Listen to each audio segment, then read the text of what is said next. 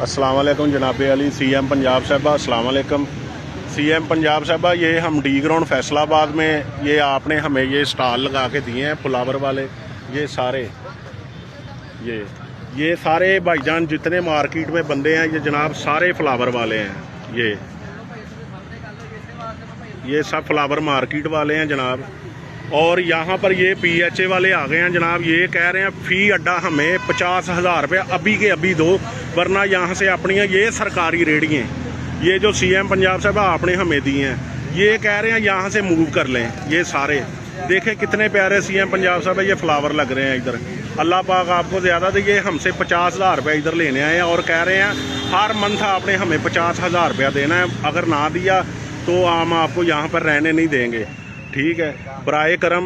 ये सभी फ्लावर वाले हैं, ये PHA वाले हैं। ठीक है मैडम, ये देख लें ये सारे ये सभी भाईजान जितने हैं ये सब मजदूर आदमी हैं और ये सारे देख लें। ठीक है जी, पूरी रेडियो उठा लेंगे। ये हमें इंसाफ दिया जाए, हमें इंसाफ दिया जाए, मेहरबानी आपकी। ये सब फ्लावर वाले हैं। PHA है।